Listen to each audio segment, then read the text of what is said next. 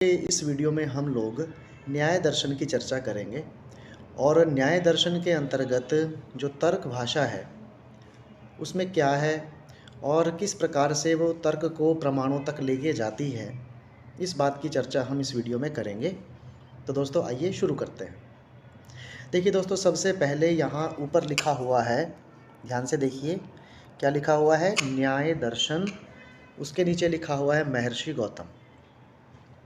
तो दोस्तों एक बात याद रखिएगा कि जो न्याय दर्शन है उसके आदिम प्रवर्तक जो हैं वो महर्षि गौतम हैं, ठीक है। और न्याय दर्शन की जो पुस्तक है जिसके बारे में हम चर्चा करेंगे उसका नाम है तर्क भाषा।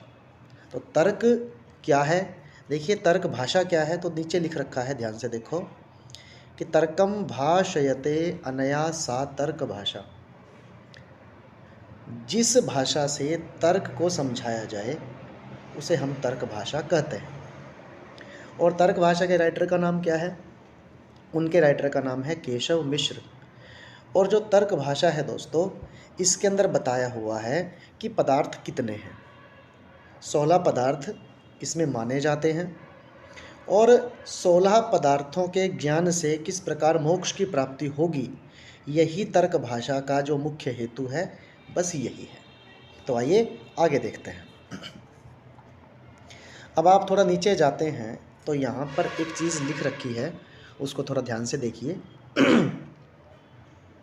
लिखा हुआ है तर्क के नीचे उद्देश्य, लक्षण और फिर है परीक्षा। अब दोस्तों ये उद्देश्य क्या है, एक्चुअल में ये शब्द उद्देश्य नहीं है दोस्तों, ये उद्देश्य है। उद्देश्य का मतलब होता है नाम मात्रेण वस्तु संकीर्तनम, केवल नाम लेकर ही वस्तु के बारे में बताना, वो होता है उद्देश्य। मेरा नाम राजेंद्र है, किसी का नाम मोहन होगा, किसी का नाम सोहन होगा, कोई गाय है, कोई भैंस है, वो वस्तु संकीर्तन होता है। उसके बाद मैंने किसी का नाम लिया, मैंने कह दिया कि गो, मैंने कह दिया महिषी, कुछ भी कह दिया, घट कह दिया, पट कह दिया।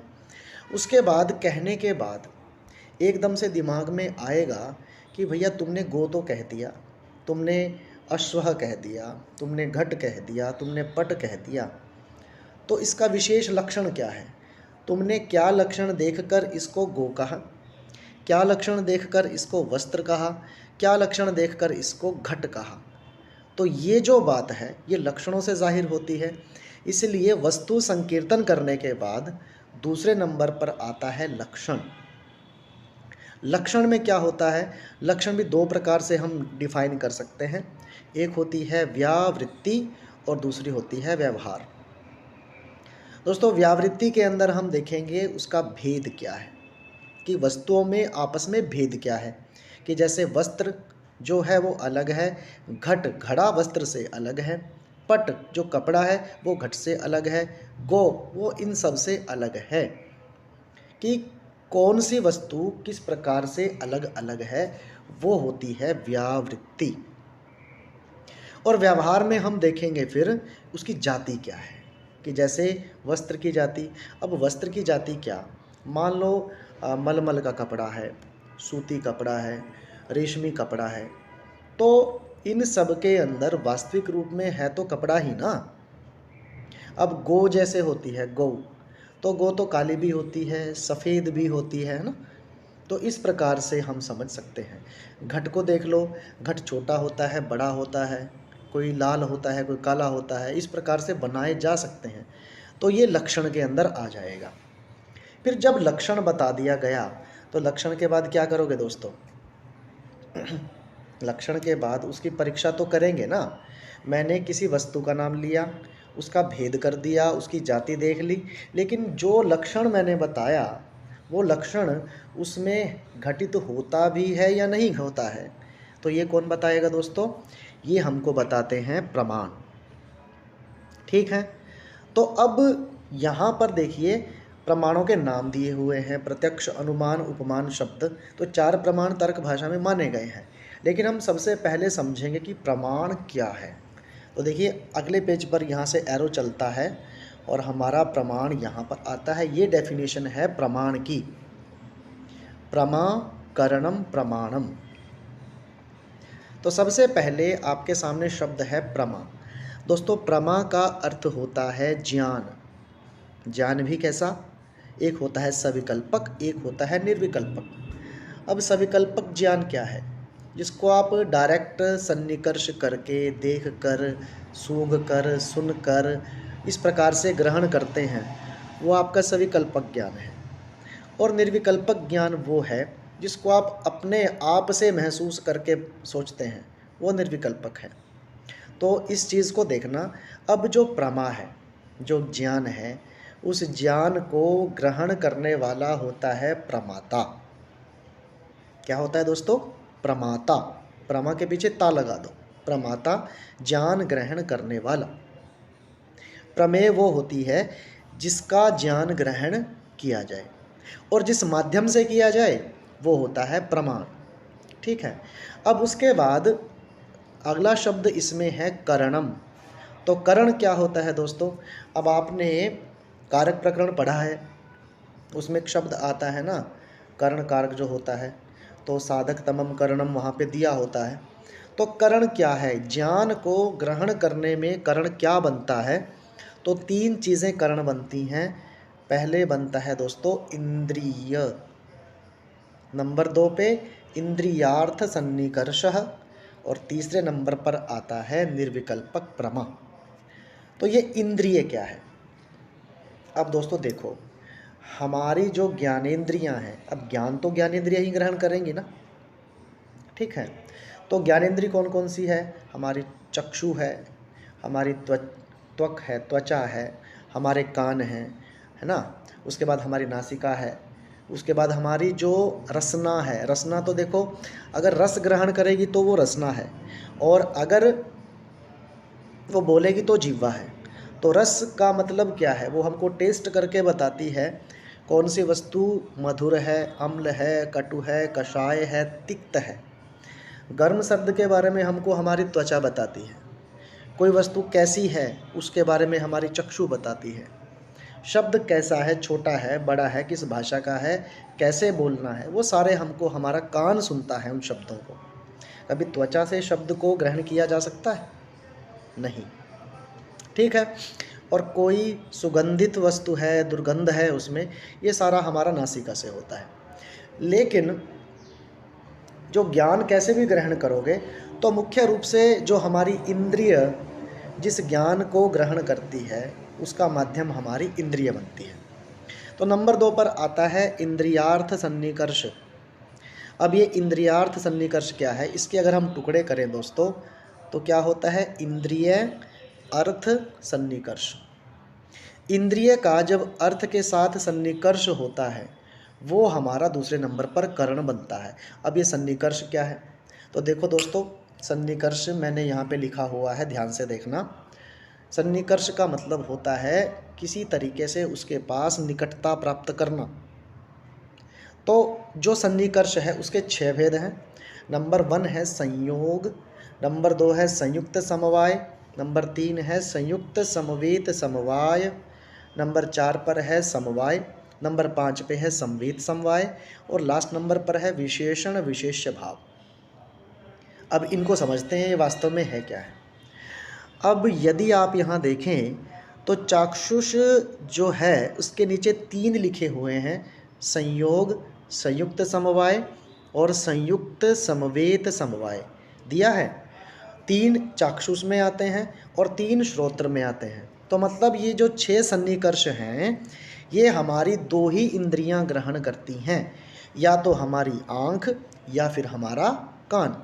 तो वो क्या है? देखो दोस्तों, हमारी आँख जब किसी वस्तु पर पड़ती है, पहली बार किसी चीज़ पर पड़ती है, उसको देखती है, तो उस सन्निकर्ष को कहते हैं संयोग। देखो लिखा हुआ है, संयोग के नीचे देखना। किसी वस्तु को मात्र देखना वो संयोग है।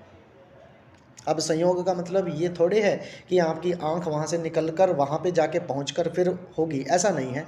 यहाँ की दृष्टि वहाँ पड़ना, एक पॉइंट पर पड़ना, वो आपका संयोग है।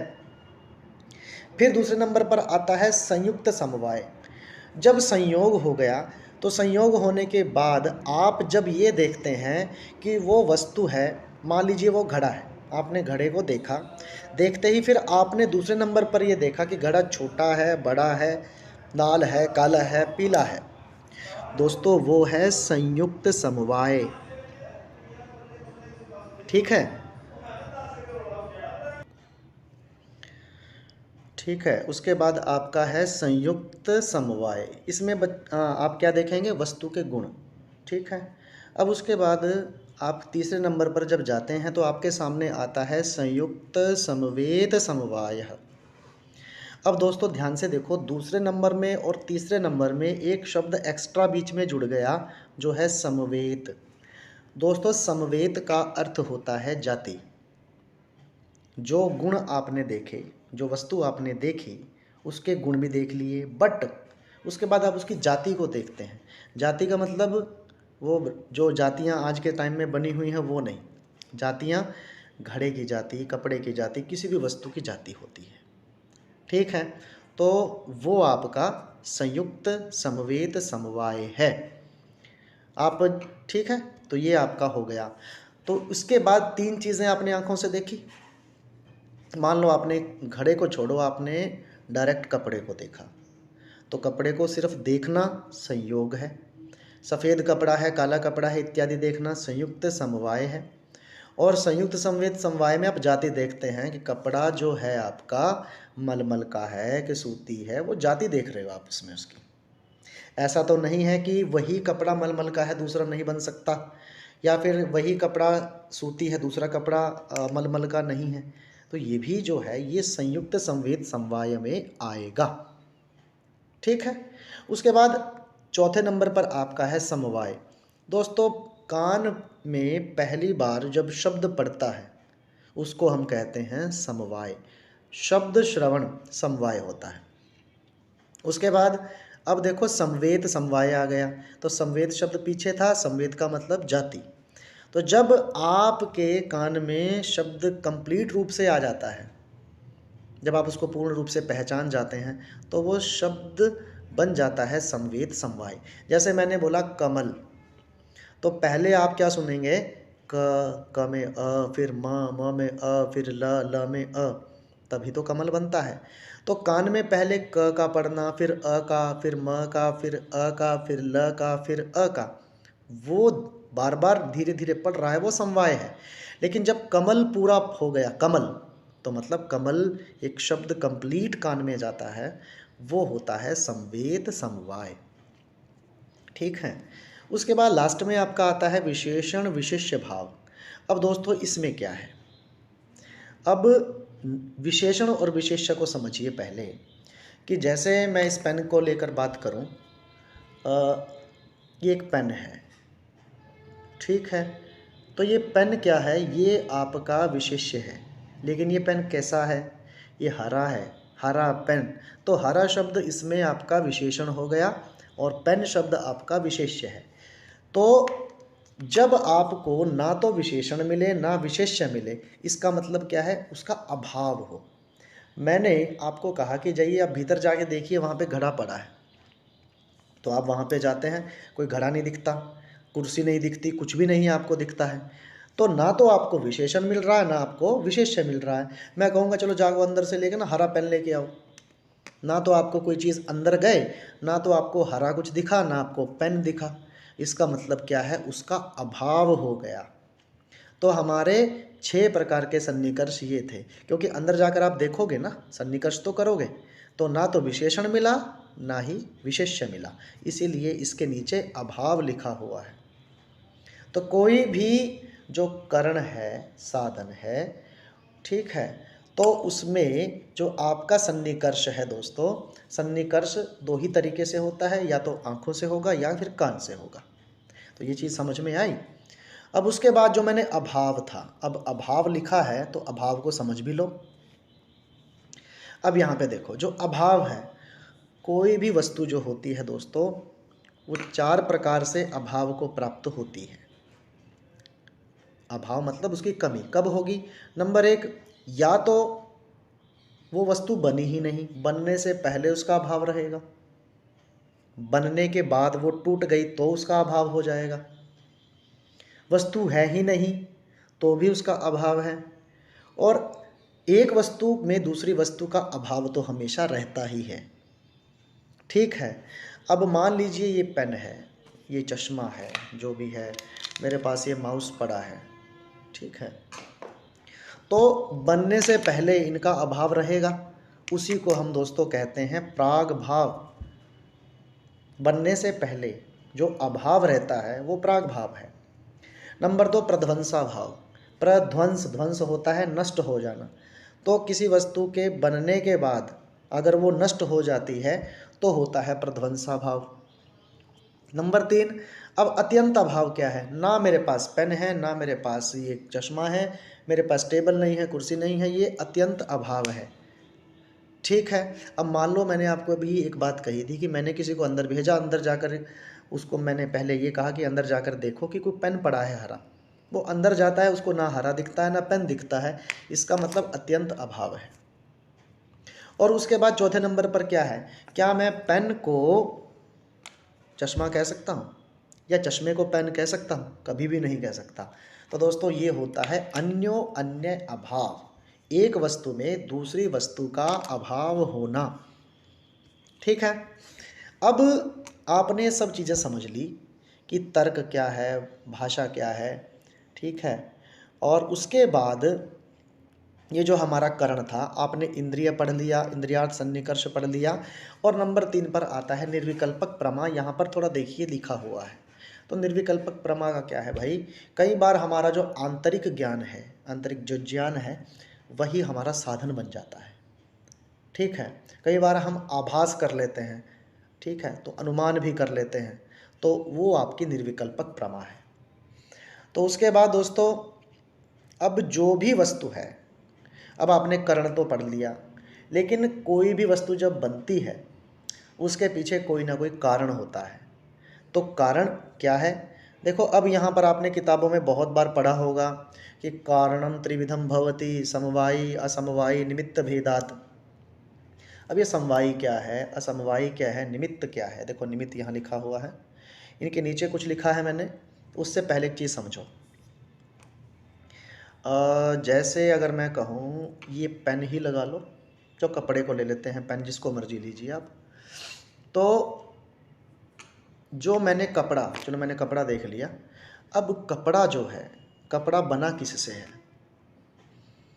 धागे से बनता है, धागा। तो धागा कपड़े की जड़ है। पेन किससे बना है? प्लास्टिक से। तो प्लास्टिक कपड़े की जड़ है। इसमें रिफिल भी है, उसके बाद ये लोहा भी लगा हुआ है, इसके अंदर शाही भी है। तो उसके बाद एक धागा जो है, एक प्लास्टिक जो है, एक मेटल जो है, जो मूल वस्तु है दोस्तों, वो समवायी कारण होती है। यत संवेतम कार्यम उत्पद्यते तत् समवायी कारणम। उसके बाद जब समवायी कारण आपस में मिलते हैं तब हो जाता है आपका असमवायी कारण। तो देखिए, असमवायी के नीचे संयोग लिखा हुआ है।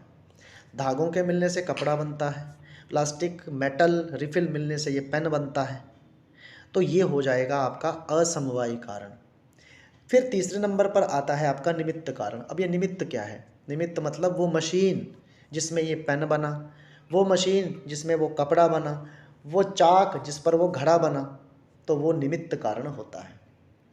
तो याद रखिएगा दोस्तों, कोई भी वस्तु है उसको बनने में 3 कारण बड़ा महत्व रखते हैं: समवायी, असमवायी और निमित्त कारण।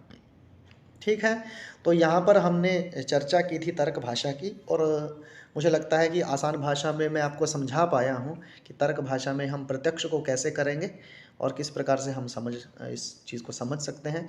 एक क्वेश्चन और पुट हो सकता है कि अगर आपसे कोई कहे कि अभाव का कारण क्या है, तो दोस्तों अभाव का कारण कई लोग कह सकते हैं कि अगर समवायी कारण कोई है ही नहीं तो भी अभाव हो सकता है। लेकिन दोस्तों, अभाव का कारण अगर पेपर में आए तो निमित्त कारण होता है। क्या होता है जी? निमित्त कारण है।